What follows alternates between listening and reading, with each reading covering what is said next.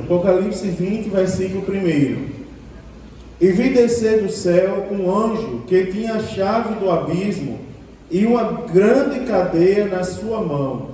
Ele prendeu o dragão, a antiga serpente, que é o diabo e Satanás, e amarrou-o por 1000 anos, e lançou-o no abismo, e ali encerrou, e pôs selo sobre ele, para que mais não engane as nações, até que os 1000 anos se acabem.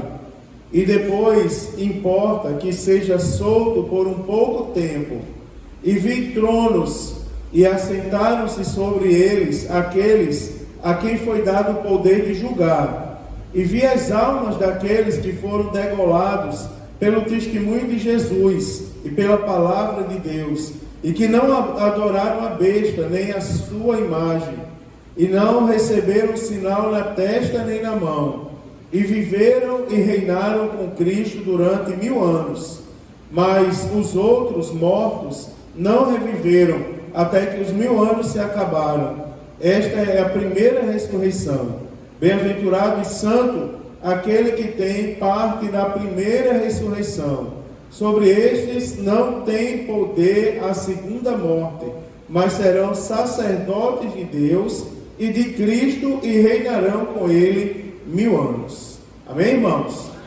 Queridos, eu estou falando com os irmãos acerca do capítulo 22 do nosso credo assembleano, e o capítulo 22 tem por título a segunda vinda de Cristo. Eu falei para os irmãos como nós cremos na segunda vinda. Nós cremos, professamos e ensinamos que a segunda vinda de Cristo se dará em 2 fases. E eu estou explicando para os irmãos exatamente essas 2 fases. Eu falei primeiro, na primeira fase, sobre o arrebatamento da igreja, e eu disse aos irmãos que depois que a igreja for tomada da terra, for arrebatada, ela vai passar pelo tribunal de Cristo no céu, e logo em seguida das bodas do Cordeiro, né? Vai ali participar do grande banquete que celebra a união definitiva de Cristo com a sua igreja. E falei para os irmãos que enquanto a igreja está no céu, participando das bodas do Cordeiro, na terra começa o período da grande tribulação, período de 1 semana de anos, né? Vai durar 7 anos, e aonde metade desse período haverá um pacto de Israel com o anticristo, mas em seguida esse pacto será quebrado, será abandonado, e virá sobre a terra um sofrimento muito grande, jamais visto na história da humanidade. E, irmãos, esse período, ele vai terminar no período da batalha do Armagedon, quando todas as nações se unirão contra o povo de Deus, contra Israel, e Israel confessará publicamente que Jesus é Senhor e Salvador da vida deles. E aí nós comentamos que Jesus voltará com a sua igreja glorificada e derrotará, né, irmãos, o anticristo, o falso profeta, e aprisionará o Satanás por um período de 1000 anos. Nesse momento se encerra o período da grande tribulação e começa o período do milênio, não é? A igreja agora que estava no céu com Cristo, a igreja glorificada, ela vai voltar com Cristo, e para destruir o anticristo, o falso profeta, e para instaurar na terra o período do milênio, período de 1000 anos, aonde a terra experimentará de plena justiça. Você observa que o Satanás estará aprisionado por 1000 anos, e nesse período a igreja e a terra não sofrerá o engano de Satanás. Você imagina, irmão, você consegue imaginar o que será isso? Você imagina um período de justiça social plena, período onde você não vai ser enganado. Nós vivemos um período que você não sabe mais em quem confia. Você vai no comércio, você é enganado.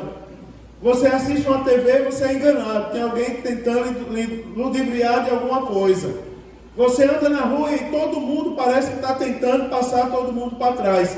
Mas no milênio toda a justiça da terra será restabelecida, porque o Satanás estará aprisionado. E você observa que também vai ter uma restauração natural. Ou seja, a desordem que está o reino animal também ela vai ser ordenada. É o período do milênio. E é sobre o milênio que eu quero falar com os irmãos hoje. Eu falei sobre o tribunal de Cristo, a grande tribulação, a manifestação do anticristo, a vinda do Senhor em glória e agora o milênio. O milênio, queridos, é o reino de Cristo, que terá duração de 1000 anos, daí o nome milênio, e terá início por ocasião da segunda fase da segunda vinda de Cristo. A primeira fase, a igreja é tomada. Na segunda fase, o anticristo e o falso profeta são derrotados e o Satanás aprisionado. Então, o milênio, ele durará 1000 anos e o início será a segunda fase da segunda vinda de Cristo, quando ele virá em glória com os seus santos. Na escola dominical de domingo, eu falei aqui que a igreja será o STF do milênio. É interessante, não é? O coração das pessoas aí começa a medir pela reação delas. Porque a gente falando, não é? Marinho deu uma aula muito boa, e a gente falando sobre ele falando ali com propriedade, sobre o milênio, sobre o tempo do milênio e tal. E a gente percebe que às vezes isso não choca tanto os irmãos aparentemente. Mas quando eu disse que os salvos formarão o STF do milênio, eu ouvi umas 3 pessoas dizerem assim: o ministro lá, que me espere no milênio. Daí já despertou a maldadezinha no coração do povo, né? Vamos voltar com Jesus para dar o troco, né? Para julgar esse povo. Então, queridos, Jesus voltará na segunda fase, não é? Com a sua igreja glorificada. Então, todos os que estiverem vivos na terra, após a grande tribulação, serão submetidos ao governo de Jesus Cristo. Tá certo? Todos aqueles que sobreviverem à grande tribulação. Irmãos, depois vocês começam a analisar na Bíblia Sagrada o que vai acontecer na grande tribulação. Você começa a analisar que não é pouca coisa. Você começa a ver quando os cálices começam a ser derramados. Você imagina todos os animais dos oceanos morrendo. Você já viu um peixe morto numa praia? Quem já teve a oportunidade de ver? Um peixe morto numa praia. Com pouco tempo ele está fedendo muito. Agora você imagina todos os animais, os grandes animais dos oceanos morrendo. Você imagina os oceanos secando, alguma parte se transformando em sangue. Você imagina aí, sem contar o sofrimento. A Bíblia chega a dizer assim: ai das grávidas, naquele período. Você imagina as pessoas procurarem a morte e não encontrarem a morte. Só para os irmãos verem o sofrimento. Agora, haverão pessoas que sobreviverão naquela época. Você imagina, é importante lembrar isso. Por quê? Porque, eu não digo os irmãos, mas às vezes a gente fala sobre grande tribulação e tem gente que leva na brincadeira. Estou dizendo os que vêm no culto, mas eu digo, tem pessoas ainda que levam na brincadeira. Tem piada nas emissoras de TV sobre isso, e tem pessoas que estão se deixando levar por isso. Irmãos, não é assim conosco. Nós não brincamos com isso. Isso é uma coisa muito séria. Você imagina que nós temos hoje o Espírito Santo de Deus como nosso consolador. Ele nos convence do pecado, da justiça e do juízo. Ele nos incomoda quando a gente peca, seja por atitudes, palavras ou pensamentos. Agora você imagina que na grande tribulação, aquela célebre pergunta: o Espírito Santo estará? Claro que ele estará.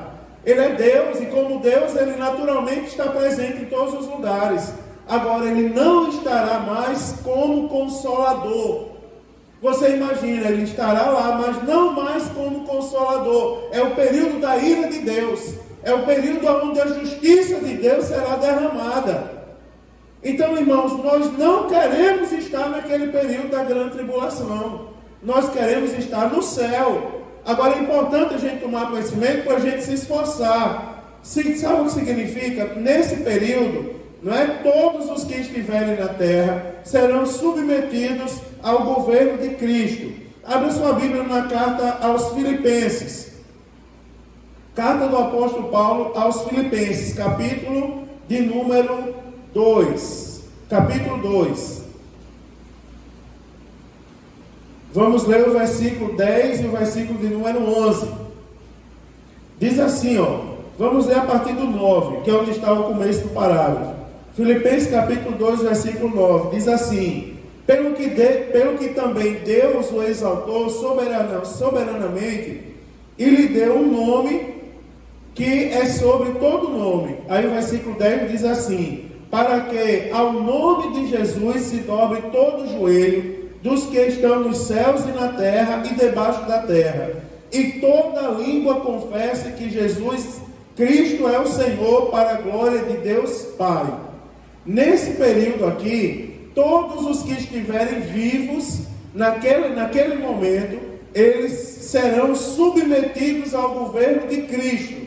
Eles vão confessar. Os irmãos observam, o sofrimento é tanto que eles não vão mais confessar como nós confessamos hoje. Hoje nós confessamos, irmãos, no conforto.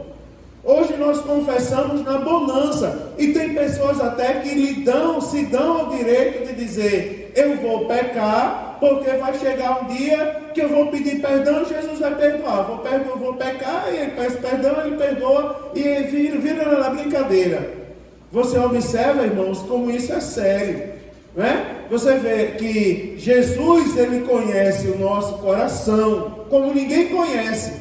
Você acredita que quando alguém aceita Jesus falsamente, engana todos nós, mas a Jesus ninguém engana? Você sabia disso? Você sabia que a Bíblia diz: bem-aventurado aquele que, quando o Senhor voltar, o seu nome for achado escrito no livro. Agora, no livro do Apocalipse diz que ao que vencer, de maneira alguma o seu nome será riscado. Você observa que tem pessoas correndo risco. Quer ver uma coisa? No período do carnaval, porque tem pessoas já se preparando para o carnaval do ano que vem. Nós estamos nos preparando para o culto de Natal, onde nós vamos celebrar Jesus. Culto da virada, nós vamos agradecer a Deus. Quando eu lembro do culto da virada, eu choro. Hoje chorei umas 3 vezes. E eu digo: Senhor, não acredito que eu cheguei lá mais uma vez. Cheguei porque Jesus me trouxe. Se não fosse Ele nos trazendo, a gente não estaria aqui. E eu já começo a chorar antecipadamente. Todo ano é assim. Agora você observa que já tem pessoas preparando o carnaval do ano que vem. Agora, quer ver uma coisa, irmãos? Quer ver uma coisa para essas pessoas? Preparam o carnaval do ano que vem. E tem pessoas que dizem assim, que dão o seguinte conselho: vocês vão para o carnaval, depois vocês venham aqui, porque eu vou fazer uma cruzinha de cinza e seus pecados serão perdoados. Vão para o carnaval, vão brincar carnaval. Não é assim que ensinam? Vão para o carnaval, façam o que quiserem fazer, e no último dia vem para cá que a gente faz uma cruzinha de cinza na testa e os seus pecados estão perdoados. Não é assim que a minha Bíblia ensina. A minha Bíblia, ela apresenta Deus como aquele que tem os olhos como chama de fogo. Ou seja, aquele que enxerga o que ninguém pode enxergar. Ele sabe as intenções do coração de todos nós. Ele sabe quem tem um coração sincero voltado para Ele. Eu estou dizendo isso, irmãos, não é julgando ninguém. É para alertar os irmãos como o assunto é sério. Será o seguinte: será que o nosso nome está escrito no livro da vida? Onde está o nosso coração? Onde está o seu coração? Onde está o meu coração? O nosso coração precisa estar em Cristo. Vocês sabiam que até a igreja precisa ser educada com isso? A igreja precisa ser educada. Vez por outra eu estou cobrando os departamentos da igreja. Por que eu não estou vendo mensagem do WhatsApp nos grupos da igreja chamando os liderados para vir para o culto de ensino? Não estou vendo. Cadê que eu não estou vendo campanha, mensagem nos grupos da igreja chamando o liderado para a campanha de oração? Eu não estou vendo. Porque tem pessoas que têm aquele pensamento: vamos para o nosso culto. Vamos para o nosso pré-congresso, vamos para a nossa consagração. Desse jeito, vocês vão para o seu céu, porque para o céu de Jesus desse jeito não vai. Se não tiver tudo unido, para o céu não vai nenhum. Sabia disso, irmãos? Até nós, a igreja, precisamos ser educados em relação a isso. Nós devemos nos preparar para ir para o milênio. Domingo, Thaisa falou uma coisa interessante e séria, que eu estou pensando nisso. Quando o Marinho dava aula na escola dominical, ela dizia assim: Mário, eu peço a Jesus todo dia para Jesus tirar do meu coração o pecado. Mas agora eu vou pedir, Jesus, aguça os meus ouvidos para ouvir o toque da trombeta naquele grande dia. Não é uma coisa interessante? Um pedido que a gente pode acrescentar: Jesus, abençoa minha vida para que eu esteja com Jesus naquele grande dia. Eu volte com Ele glorificado para participar do milênio, do governo do milênio juntamente com Jesus. É uma coisa interessante, irmãos, para nós pensarmos. Ninguém vai para o céu próprio. Não existe um céu próprio de um departamento específico. O céu é para todos que fazem parte da igreja. A igreja tem que andar unida, irmãos. Isso tem que sacudir, porque às vezes a gente fala muito do ímpio e esquece de falar da gente. Não é verdade? Às vezes a gente esquece de falar de nós. E eu quero falar um pouquinho para a gente essa noite. Vamos dar as mãos, ganhar alma para Jesus. Você sabia que é uma luta para trazer uma alma para Jesus? É uma luta. Daí você observa que às vezes alguém vai lá e no lugar de ganhar, espanta. Um rapaz ligou para mim desesperado, que não congrega conosco. Os nossos casos eu não conto. Mas um rapaz que não congrega conosco, mas mora em Joinville, ligou para mim e disse: pastor, eu aceitei Jesus, chorei, me abraçaram e cuidaram de mim, mas eu estava desempregado. E o irmão que orou por mim disse, eu conversei com ele, ele sabia da minha situação, o irmão que me evangelizou, ele disse assim: vamos servir a Jesus. Primeira coisa que Jesus faz com o crente fiel é abrir uma porta de emprego para ele. Se você for fiel, ele abre outra. E daqui a pouco, quem é fiel só faz a obra de Deus no sufoco.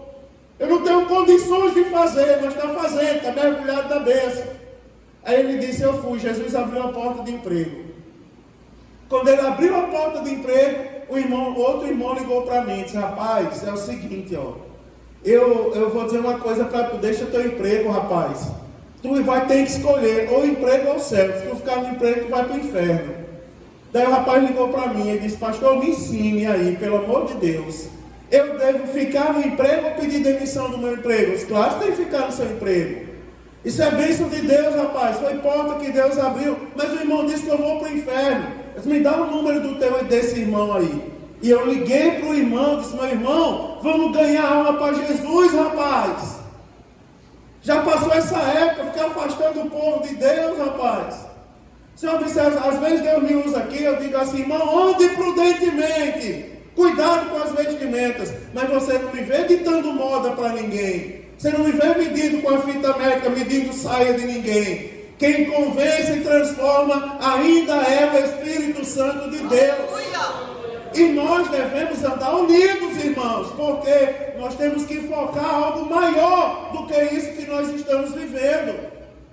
É interessante, mas isso tem a ver com o milênio? Claro que tem a ver com o milênio, irmãos. Vão ficar alguns que não estão obedecendo a Deus e vão ficar outros que estão atrapalhando. Não é? Tem um hino que diz assim, que fala, né? É aquele que diz assim, se você não vai, não me peça ir, não é? Eu esqueci como é que começa aquele corinho. Caminhando eu vou para Canaã, não é? Caminhando eu vou para Canaã, não é? Aí então, a segunda parte diz, se você não vai, não me peça ir, não é? Porque vão ficar pessoas que estão em pecado, mas vão ficar pessoas que estão impedindo outras de irem para o céu. Eu estou falando isso, irmão, porque a igreja tem que andar de mão dada. Dar mãos à igreja, irmão. Lembra que eu falei? Se o órgão estiver dentro da igreja, mas não estiver ligado dentro do corpo, ele vai morrer da mesma maneira. Isso é sério. Nós precisamos perseverar para ir para o milênio. Agora, preste bem atenção, ó. Nós não temos aqui Nós não temos aqui, esse é o período que Satanás, ele vai ser aprisionado no abismo. Eu li aqui com vocês em Apocalipse, capítulo 20, versículos de número 2 e 3. Se você puder passar as páginas da sua Bíblia aí, para a gente relembrar. Apocalipse, capítulo 20, versículos 2 e 3. Eu li há pouco tempo aqui, onde diz assim, ó: e ele prendeu o dragão, a antiga serpente, que é o diabo e Satanás, e amarrou por 1000 anos, e lançou no abismo, e ali o encerrou, e pôs selo sobre ele, para que não mais engane as nações até os 1000 anos, até que os 1000 anos se acabem. E depois importa que seja solto por pouco período de tempo. Nesse período, Satanás vai ser aprisionado. Isso significa, irmãos, que a ação destruidora na terra será neutralizada e vai começar na terra, de fato, uma nova ordem. A nova ordem não é essa que estão planejando aí dos governos corruptos, não. A nova ordem é quando Jesus instaurar o seu governo sobre a terra. Você imagina, o Satanás aprisionado e a ação destruidora dele aniquilada. Isso é um sonho, irmãos, para a igreja. Isso é um sonho. Não é um sonho para a gente? É um sonho viver um período onde a gente não tem ação satânica na nossa vida. Irmãos, nós não temos no livro do Apocalipse algumas informações detalhadas sobre o milênio. E os dados do milênio que nós temos, a maioria deles estão registrados no Antigo Testamento. Então, é uma almejada paz universal. Nesse período vai haver uma perfeita paz, retidão e justiça entre os seres humanos. Quer ver? Abra sua Bíblia no livro do profeta Isaías, capítulo de número 2. Isaías, capítulo 2. Vamos manejar a Bíblia, irmão. Que bênção isso. A gente vai relembrando. Você não sabe procurar na sua Bíblia, vai olhando o índice da Bíblia. Não olha o celular não, ande com a Bíblia na mão. Se não trouxe hoje, no próximo culto traga. Isaías capítulo 2, versículo 2. Diz assim, ó. Livro do profeta Isaías. Se não souber procurar e não tiver quem ajude, pode olhar o índice da Bíblia. Mas Isaías 2 e versículo 2 vai dizer assim: e acontecerá nos últimos dias que se firmará o nome da casa do Senhor no cume dos montes, e se exaltará por cima dos outeiros, e correrão a ele todas as nações, e virão muitos povos e dirão: vinde, subamos ao monte do Senhor, à casa do Deus de Jacó, para que nos ensine o que concerne aos seus caminhos, e andemos nas suas veredas, porque de Sião sairá a lei, e de Jerusalém a palavra do Senhor. E ele exercerá o seu juízo sobre as nações, e repreenderá a muitos povos, e estes converterão as suas espadas em enxadões, e as suas lanças e foices. Não levantará espada nação contra nação, nem aprenderão mais a guerrear. Você observa que tudo que está escrito aqui bate perfeitamente com o período do milênio.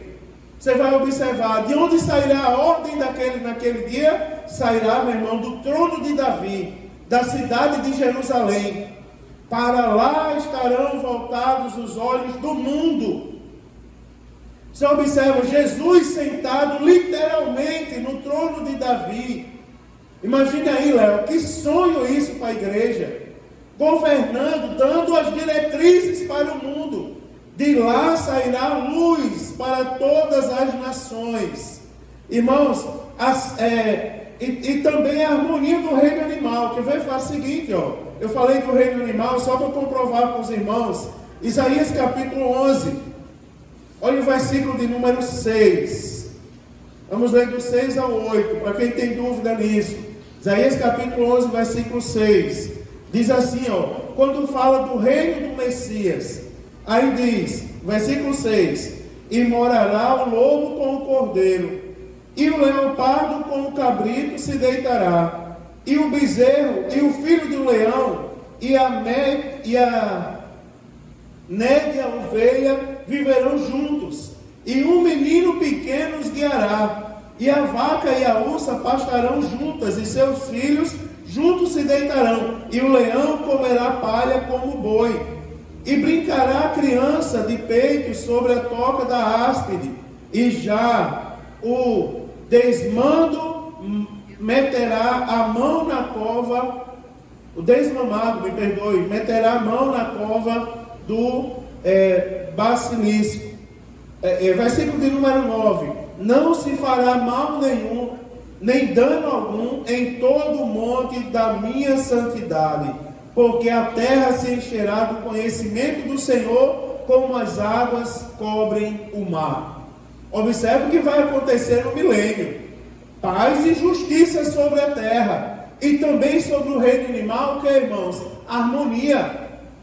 Né? Ou seja, lembra que eu falei na semana passada? Eu disse assim: imagine o mundo se não tivesse entrado o pecado nele, como ele seria hoje. Você imagina o mundo que nós vivemos, do jeito que ele está, se não tivesse pecado, como o mundo estaria hoje? Se não tivesse acontecido o pecado original, como o mundo estaria? Agora você pegue esse pensamento, como o mundo estaria, e imagine que no milênio vai ser assim. Eu até falei domingo, na escola dominical ali atrás, não sei se deu para ouvir ou se eu falei algo, que eu disse assim: o povo pensa que a gente vai voltar ao Jardim do Éden e vai andar tudo nu de novo na rua. Não é isso não, que vai acontecer no milênio, tá certo? Nada de ninguém nu na rua. Você imagina um período de paz e justiça social. Você imagina o mundo onde nós estamos sob o governo de Jesus Cristo. É o que vai acontecer. Né, irmãos? É o que vai acontecer. Então, a sede do governo será Jerusalém, porque nós acabamos de ler: porque de Sião sairá a lei, e de Jerusalém a palavra do Senhor. O Senhor se assentará sobre o trono de Davi, e de Jerusalém ele vai reinar sobre toda a humanidade. Quer ver uma coisa? Abra sua Bíblia aí, no livro do profeta Malaquias, capítulo de número 4. Último livro da Bíblia Sagrada, Malaquias capítulo 4, versículo de número 2. Olha o que está escrito aí. Vamos ler do 2 ao 4. Diz assim, último livro do Antigo Testamento, Malaquias capítulo 4, versículo 2. Vai dizer: mas para vós que temeis o meu nome, comece observando o que o texto diz: para vocês que temem o meu nome. Essa palavra é para quem, irmãos? Para a igreja. Tá certo? Para quem confessa Jesus. Diz assim: mas para vós que temeis o meu nome, nascerá o sol da justiça, e salvação trará debaixo das suas asas. E saireis e cresceis como os bezerros do cevadouro, e pisareis os ímpios, porque se farão cinzas debaixo das plantas de vossos pés. Naquele dia que farei, diz o Senhor dos Exércitos: lembrai-vos da lei de Moisés, meu servo, a qual lhe mandei em Horebe, para todo Israel, a qual são os estatutos e juízo. Você vai observar, irmãos, que aqui nós temos, o Senhor Jesus reinando sobre toda a humanidade. Esse reino trará salvação a Israel e será a conclusão do programa divino sobre o plano de Deus, tá certo? Agora um detalhe que eu quero falar para vocês, é que o milênio, ele ainda não é o fim nem a consumação de todas as coisas. É porque o tópico que eu estou falando apenas da segunda vinda de Jesus Cristo, das duas fases da segunda vinda. E ainda não é o fim, vai acontecer algumas coisas depois do milênio. Você observa, quer ver o que vai acontecer no milênio? Só para você ver como a gente tem que levar Deus a sério. Eu já falei em outra época, você observa, apesar de 1000 anos sobre o governo de Cristo, aonde o mundo vai experimentar da plena justiça e paz social, você observa que depois do milênio Satanás vai ser solto, conforme a Bíblia, por um curto período de tempo. E a Bíblia Sagrada diz que ele vai enganar muitos. Então você observa que depois do milênio, ainda vai ter pessoas enganadas por ele. Só para a gente ver como o negócio é sério. É assim, irmão, o alerta para a gente que fica, sabe qual é? Nós não podemos brincar de crente. Não podemos brincar de ser crente. Eu estava observando as confraternizações de final de ano. Eu observo por aí, não sou contra confraternização não. Eu sou festeiro, irmão, sou nordestino. Nordestino é festeiro, e eu gosto de festa, eu gosto de folia de crente. Tá certo? Eu não gosto de coisa de ímpio, mas de crente eu gosto. Eu estava vendo algumas confraternizações de final de ano agora. E eu estava observando, vê se é exagero meu, ou se vocês concordam, é só eu que tenho um coração mau. Será que eu tenho um coração mau? Porque tem lugares onde na igreja, vamos fazer uma coisa diferente, irmãos, para fugir da rotina. Me diga uma coisa, a igreja precisa fugir da rotina, para começar. A igreja precisa fugir da rotina. O que nós fazemos aqui é rotina, irmãos. Vir à igreja, adorar o nome do Senhor, isso para vocês é rotina, para mim não é. Para mim, adorar a Deus em espírito e em verdade, para mim é coisa séria, eu levo a sério. Aí já começa o discurso errado. Vamos fugir da rotina. No lugar de ser um homem amigo secreto, vai ser amigo da onça.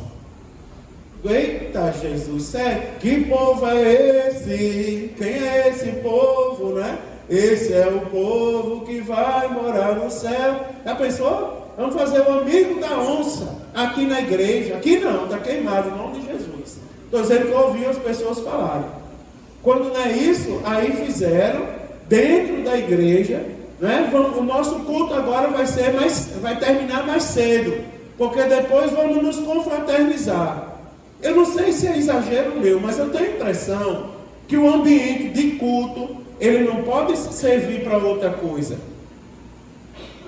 Eu tenho isso no meu coração, não sei se é exagero meu, mas eu acho que o ambiente consagrado para ser adorado, para adoração a Deus, ele não pode servir para outra coisa. Não pode. Um dia eu autorizei tirar os bancos da igreja, botar uma mesa e fazer um evento. Mas eu fiquei acordado uma semana pedindo perdão a Jesus, porque quase que eu infartava. O que eu vi essa semana foi, vamos terminar o culto, vamos fazer um culto mais cedo mesmo, assim, uma programação mais cedo, porque depois tem a nossa confraternização. Aí acabou o culto, aí botaram umas bacias de farinha dentro da igreja, aí pegavam os obreiros da igreja, vem cá os obreiros da igreja.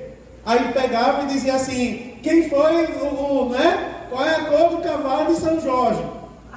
Daí o obreiro dizia, não sei. Pegava e jogava a cara do obreiro dentro da bacia de farinha. Sujou de farinha. Eu digo, Jesus amado. Isso é um templo que deveria ser um lugar de adoração ao nome do Senhor Jesus. Eu estou falando isso, irmão, porque parece uma coisa boa, não é? Mas, irmão, dentro da igreja não. Dentro da igreja nós temos o que, irmão? Que adorar a Deus. Uma pessoa dessa igreja mandou uma mensagem para mim. Olha aí, Maricélio, tem que fazer isso na tua igreja. Na minha não. Na minha mesmo não. Na minha não vou fazer isso não. Talvez fazer fora algum dia, com os adolescentes. Adolescentes gostam disso, né? Jogar farinha na cara dos outros. Tu imagina aí, irmãos, o pastor da igreja de vocês. Imagina aí, as irmãs do círculo de oração. Imagina aí, o pastor da igreja de vocês, os irmãos sérios aqui da igreja, os obreiros. Você imagina o pastor da igreja de vocês. Aí vai lá o pastor, que deve ser um homem sério. O pastor tem que ser um homem sério, tem que ser um referencial. Aí tem pastor que não quer mais ser sério, então não serve para ser pastor, não tem chamada. Pastor que é pastor, ele sofre as aflições da vida de um pastor. Eu digo isso ao mais jovem, vocês querem ser pastor mesmo? Então você tem que estar preparado para o que é ser pastor. Você imagina, aí eu vou para um negócio desse, Gesiel, aí tira uma foto minha com a cara cheia de farinha, bota na rede social e depois, Marinho, vai lá, você é um homem sério, senhor pastor Dimas, um homem sério, aí vai dizer assim, ó, o pastor da minha igreja, ó, tá aqui, é esse da rede social, com a cara cheia de farinha. Isso é o pastor da igreja de vocês? Isso é exagero meu, irmãos? Isso é um obreiro, são os obreiros da igreja de vocês? Botando tanguinha havaiana, coisinha havaiana no pescoço? Irmão, cuidado. Crente ser crente, a gente não pode levar Deus na brincadeira. Não pode, irmão, tenha cuidado. Isso é coisa que as pessoas não falam mais na igreja. Mas você imagina se num momento desse, Jesus voltar. Você imagina, o temor no nosso coração tem que ser esse. E se Jesus voltar naquela hora? Vai lá, irmão, dança um funkzinho, uma baladazinha, só um minutinho, não vai fazer mal não. E se Jesus voltar naquela hora? Vamos sair da igreja um pouquinho, fugir da rotina, vamos para um barzinho. E se Jesus voltar naquela hora? E será, irmão, que o barzinho, por causa do barzinho, o nosso nome não vai ser riscado do livro da vida? Isso é sério. Você imagina que depois de 1000 anos com Cristo governando, vai ter gente que vai ser enganado pelo Satanás. Quanto mais agora. Nós temos ou não temos que vigiar? Vigiemos, irmãos, porque a nossa salvação que está em jogo. Irmãos, essa é uma palavra difícil de ensinar. É difícil de falar sobre isso, porque isso não dá ibope não. Depois um bocado vocês vão ficar com raiva de mim aí. Eles vão dizer assim, leva Jesus daqui logo esse pastor, que ele fala muito de santidade. Não diga isso não, irmão, porque Deus não dá igreja para pastor. O pastor não é dono de igreja, mas Deus dá pastor à igreja. Lembra de Saul? Sabe por que Saul governou? Porque o povo pediu Saul para governar. Nunca peça um pastor liberal. Nunca peça um pastor que troque as vestes santas por vestes do mundo. Porque se você pedir, Deus vai permitir. E depois nós vamos chorar. Nunca peça. Estou dizendo para pedir para ficar aqui eternamente, não. Eu estou dizendo para pedir a Jesus coisa boa. Jesus, que a santidade nunca saia da nossa igreja. É isso que a gente tem que pedir a Jesus, Senhor, que a nossa igreja continue a ser um referencial. Agora, para eu terminar, depois de falar um pouco sobre o milênio, quem serão os súditos do reino de Cristo? Eu vou falar rapidamente para vocês, quem serão os súditos. Esse assunto é sério, irmão, vai mexido, né? Não estou batendo, não. Teve um irmão que disse assim, não, terça-feira eu não apanhei não, fui nocauteado. Eu disse, não, irmão, estou nocauteando ninguém não, estou ensinando a palavra. Não é, irmão? Estou ensinando a palavra. Olhe para mim, deixa eu falar uma coisa para vocês. Eu posso falar, irmão, de coração, posso falar de um amém? Mas me doeu tanto um dia, que eu ia passando num lugar, e eu entrei, foi num comércio, e tinha 2 casais conversando. E eu cheguei perto, fui me aproximando, eu ia chegar de surpresa da Pai do Senhor. Pai do Senhor, queridos, que graças a Deus eu conheço todo mundo pelo nome, gosto de abraçar todo mundo, tenho liberdade, não tenho maldade com ninguém. E Jesus me conserve assim, oro todo dia para Jesus me conservar assim, apesar do meu jeitão. Mas eu me doeu tanto o coração quando eu me aproximei que eu não quero ser convidado para nenhum lugar, não faço questão disso. Mas eu me aproximei e descobri que o assunto era eu. Daí não viram que eu me aproximava. Aí disseram assim, vai chamar o pastor e a esposa dele. Aí a pessoa disse, Deus me livre e guarde. Se tem uma pessoa que eu não quero na minha casa é o pastor. E a esposa. Aí eu disse, mas homem, eu até tinha vontade dele ir na minha casa. Por quê? Aí disse assim, Deus me livre, chegar na minha casa e começar com história de santidade. E começar com uma história que a gente não vai morar no céu. Irmão, aquilo ali doeu tanto no meu coração, sabia? Eu voltei para casa, eu confesso a vocês, que até uma lágrima veio nos olhos. Porque é difícil, irmão, a gente sabe que vai sofrer rejeição. Mas é difícil quando a gente descobre que de fato é rejeitado. Dói. Quem já passou a dor da rejeição sabe o quanto isso dói. O quanto isso acaba com a gente, não acaba? Acaba com a gente. Mas eu vou dizer uma coisa a você, mas eu estou de pé, anunciando a tudo e a todos que Jesus Cristo vai voltar. E eu quero dizer aos irmãos, vou repetir, persevere na santidade. Persevere na santidade, irmão. Vamos ser crentes, vamos sentir a glória de Deus. A campanha de oração está chegando. Eu estou pedindo a Jesus, Senhor, enche meu coração para eu dar uma glória bem alta. Como eu tenho vontade, todo culto, dar aquele glória assim. Lembra do irmão Glória que tinha ali? Né? Dá aquele glória que nem irmão Glória. Glória! Que estrondo assim, não é? Lembra? Os irmãos conheceram irmão Glória aí, né? Faz um tempo que eu não vejo irmão Glória. Mas dá aquele glória de irmão Glória e sentir a glória do Espírito Santo, irmão. Pentecoste genuíno do céu. Né, irmão? Marchar no Espírito Santo. Falar em outras línguas. Como é bom, irmão, quando a gente persevera na santidade e essas coisas vêm sobre a nossa vida. E o mais importante, a gente tem certeza da salvação em Cristo Jesus. Agora, os súditos, sabe quem serão? Né? Aí em 10 minutos eu termino. Os súditos são os habitantes da terra no período do milênio. Tá certo? Os habitantes da terra no período do milênio são os cidadãos das nações que sobreviveram à grande tribulação. Agora, o livro do Apocalipse, irmãos, lá no capítulo 20, versículo de número 4, volta aí as páginas da sua Bíblia de novo, Apocalipse 20. E vamos ler de novo o versículo de número 4. Onde diz assim, ó. Vai mostrar para a gente dois grupos que reinarão com Cristo durante o milênio. Quem são esses dois grupos? São nós, os crentes provenientes da era da igreja, e os mártires da grande tribulação. Olha aí o versículo 4, e depois eu explico para vocês. Diz assim, ó. E vi tronos, e assentaram-se sobre os tronos aqueles a quem foi dado o poder de julgar. Veja aí a primeira parte. E o que é que João viu na visão dele? Tronos. Certo? Tronos. E assentaram sobre eles aqueles a quem foi dado o poder de julgar.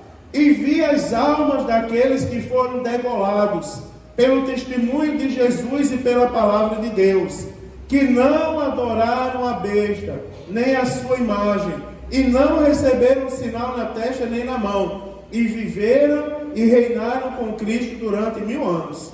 Nós temos dois grupos de pessoas aqui.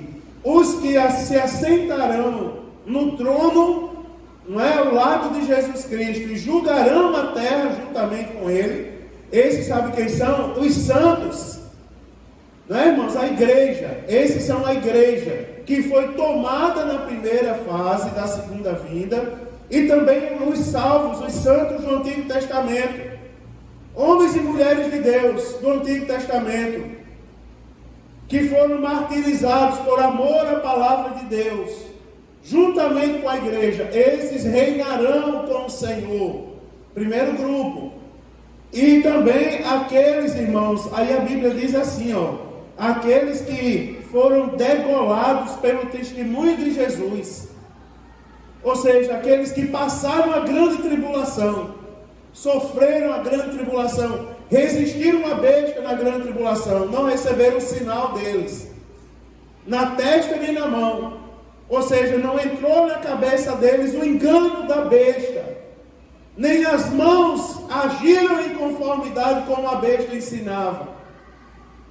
Agora sofreram. Você imagina a nossa vida sem o Espírito Santo, hein, irmãos? Você imagina que quando Saul, não é? Quando o Espírito de Deus se ausenta de Saul, que ele se torna um homem perturbado. Aí o rei Davi tinha que ir lá tocar a harpa para ele sentir paz outra vez. Você imagina agora, a Bíblia Sagrada vai falar dos crentes que são vindos da era da igreja, juntamente com os santos do Antigo Testamento. Vira aí as páginas da sua Bíblia, a Lucas capítulo de número 13. Evangelho segundo escreveu o evangelista Lucas, capítulo 13, versículo 28 e 29. Diz assim, ó: ali haverá choro e ranger de dentes, quando virdes Abraão, Isaque e Jacó, e todos os profetas do reino de Deus, e vós, lançados fora. E virão do Oriente e do Ocidente, e do Norte e do Sul, e assentar-se-ão à mesa do reino de Deus. Ali é a igreja, juntamente com os santos do Antigo Testamento. Esses receberão autoridade para governar a terra.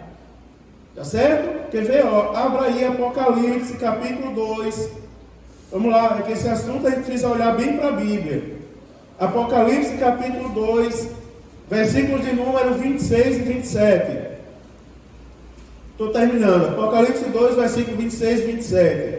Diz assim: e ao que vencer e guardar até o fim as minhas obras, eu lhe darei poder sobre as nações, e com vara de ferro as regerá, e serão quebradas como vasos de oleiro, como também recebi de meu Pai. Ou seja, o que é que a igreja vai fazer no período do milênio? A igreja glorificada, que voltará com Cristo e reinará por 1000 anos, se assentarão no tronos, não é? Ao lado de Jesus, receberão autoridade para julgar, ou seja, governarão com ele. E também, irmãos, dentre eles terão quem? Os 12 apóstolos, né? Os 12 apóstolos que governarão sobre as 12 tribos de Israel. Olha aí Mateus capítulo de número 19, Evangelho segundo Mateus capítulo 19, versículo de número 28. Mateus 19, versículo 28. Diz assim a palavra de Deus, ó. E Jesus disse-lhes: em verdade vos digo que vós, que me seguistes, quando na regeneração o Filho do Homem se assentar ao trono da sua glória, também vos assentareis sobre 12 tronos, para julgar as 12 tribos de Israel. Tá certo? Então também juntamente com a igreja e os santos do Antigo Testamento, nós teremos os 12 apóstolos que julgarão cada uma das 12 tribos de Israel. Tá certo? E aí, ó, eu quero só fazer mais uma observação. Essas expressões de julgamento e julgar, elas trazem a expressão de governar. Tá certo? Então esses serão os súditos do Rei dos Reis. Quem estiver em Cristo agora tem a eternidade garantida, e no milênio governará com Cristo. Agora você observa que tem um segundo grupo, esse é o primeiro grupo dos que estarão no milênio. O segundo grupo são os mártires da grande tribulação, que não adoraram a besta. Quer ver? Ó, Apocalipse capítulo 6. Vamos lá, Apocalipse capítulo 6, versículo de número 9. Vamos ler do 9 ao 10, talvez, ou ao 11. Deixa eu ver aqui, Apocalipse capítulo 6, versículo de número 9. Diz assim, ó: e havendo aberto o quinto selo, vi debaixo do mar as almas dos que foram mortos por amor à palavra de Deus, e por amor ao testemunho que deram, e clamavam com grande voz, dizendo: até quando, ó verdadeiro e santo dominador, não julgas e vingas o nosso sangue dos que habitam sobre a terra? E a cada um foi dado uma comprida veste branca, e foi-lhes dito que pousassem ainda um pouco de tempo, até que também se completasse o número dos seus conservos e de seus irmãos, que haviam sido mortos como eles foram. Tá certo? O segundo grupo são os mártires da grande tribulação, aqueles que não adoraram, tá certo, a besta, e nem por menos tinham a sua marca, aceitaram a sua marca. Irmão, veja esses detalhes aí como é interessante. Os mártires da grande tribulação não é assim, ó, bagunçar. E na hora eu estava vendo um dia a abertura de um congresso. Não vou dizer onde era o congresso, vocês não se escandalizarem. Mas quando abriu os portões, as pessoas tinham que ir no credenciamento para pegar o crachá, o material, e depois ir para o templo. Acabei dizendo onde era o congresso. Pronto, foi na igreja, eu não vou dizer a igreja. Quando abriu os portões, entrou um bocado de gente, furou a fila. E uns olhavam para os outros e diziam: não diga que eu estou aqui não, todo mundo vai pegar o crachá mesmo, vamos furar a fila. Só que naquele dia, você observa, o que fura a fila é aquele que diz assim: eu acredito em Jesus. Por exemplo, na grande tribulação, resistiu à besta. Mas a Bíblia Sagrada fala que os mártires da grande tribulação são aqueles que resistiram à besta e não aceitaram o seu sinal, nem na cabeça, nem na sua mão. Então você observa que não é só negar a besta, é também não aceitar o seu sinal. Mas o que isso não está falando da grande tribulação? E por que o Senhor quer trazer para os dias de hoje? Respinga na gente, irmãos. É ou não é? Olha só, vou falar para vocês. Veja como a gente vai sair mais crente daqui. Porque não é só rejeitar as coisas da besta, mas também não ter o sinal dela. Porque eu vou falar, vou interpretar isso aqui para os nossos dias. Embora a palavra seja para a grande tribulação, mas vou interpretar nos nossos dias. Porque a Bíblia diz: sede santo em toda a vossa maneira de ser, e espírito e alma e corpo seja santo e irrepreensível, guardados até a volta do Senhor Jesus. Porque tem pessoas hoje em dia que negam as coisas do mundo, mas aceitam as marcas. Vocês concordam comigo? Não é sério isso? Negam coisas do mundo, mas aceitam as marcas. São aquelas pessoas que estão se deixando levar pela pregação dos dias atuais. Qual é a pregação dos dias atuais? Não importa o que estão dizendo de você, não importa o que Deus está dizendo. Ou seja, você pode ter a marca do mundo em você, não importa. Irmãos, quem aqui já concluiu a leitura da Bíblia? Faz assim com a mão. Quem já concluiu esse ano? Olha que coisa bonita. E quem está por concluir? Faz assim. Olha só. Alguns estão por concluir a segunda ou a terceira leitura. Agora você observa. Será que foi só eu que li isso na minha Bíblia ou você também leu? Porque a Bíblia deixa a gente mais crente. Não é só negar o mundo, mas também negar as marcas do mundo. Importa como o mundo nos vê, irmãos? Importa. Nós não somos o sal da terra e a luz do mundo. Aí a Bíblia ela diz assim, a Bíblia é perfeita no Sermão do Monte, quando ela diz: não se acende uma luz e se coloca debaixo de uma mesa. Se coloca no velador para ela iluminar. Aí quando fala do sal, diz assim: e se o sal for insípido? Para que mais serve senão para ser lançado e pisado pelos homens? Agora você concorda que tem pessoas que se dizem sal, mas estão sendo pisadas? Por quê? Não aceitam o mundo, mas estão aceitando as marcas. Cuidado, irmãos, com isso, é sério, não é? Bote no status da rede social, vou botar essa frase amanhã. João, não aceita o mundo nem as marcas do mundo. Só sabe quem está no culto de ensino hoje. Não aceita o mundo nem as suas marcas.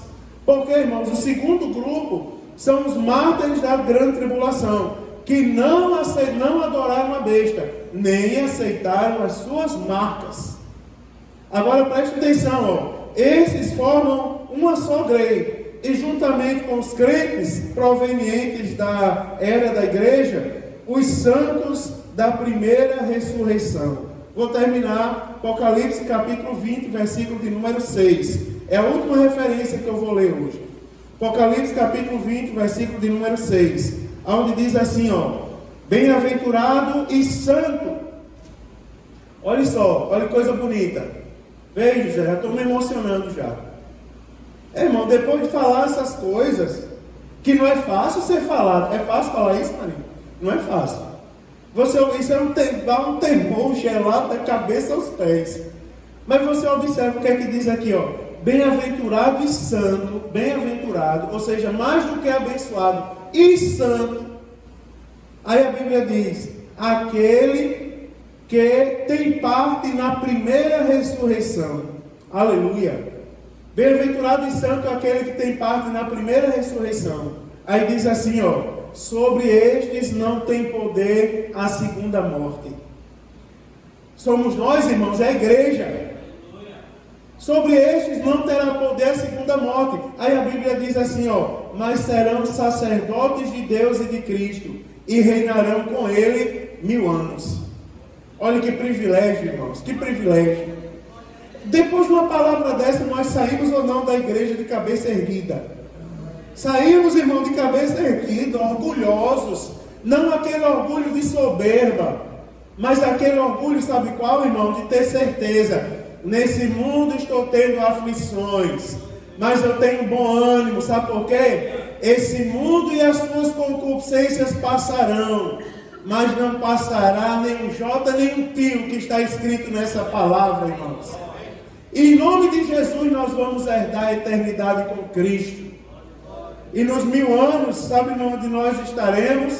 Você imagina que hoje a gente sofre, né? Quem aqui não sofre? Quem aqui nunca sofreu assédio?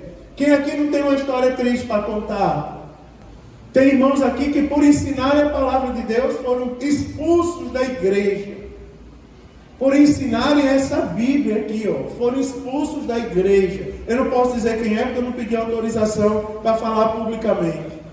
Mas naquele grande dia, você imagina, quando o reino de Cristo, Gesiel, foi implantado na terra, o que Deus mostrou a João foram tronos. E lá estarão sentados no trono, sabe quem? A igreja do Senhor, meu irmão. Lá nós estaremos assentados em trono, em lugar de honra. Aí alguém ainda pergunta, vale a pena ser crente? Hoje eu quero responder essa pergunta com você antes de terminar. Vale a pena ser crente, irmão? Vale a pena sofrer por amor à palavra de Deus? Vale a pena abrir mão do shopping para vir ao culto? Vale a pena, meu irmão, abrir mão das próprias vaidades para somar com o povo de Deus e se alegrar na presença do Senhor? Abrir mão das vaidades, meu irmão, e adorar Deus com liberdade, com ousadia e com muita alegria no coração, porque esse grande dia está muito próximo. Está se aproximando este dia em nome de Jesus. Vamos ficar de pé e vamos orar ao nosso Deus. Vamos agradecer ao Senhor, aleluia, porque é maravilhoso, irmão, lembrar das coisas do céu. Aleluia.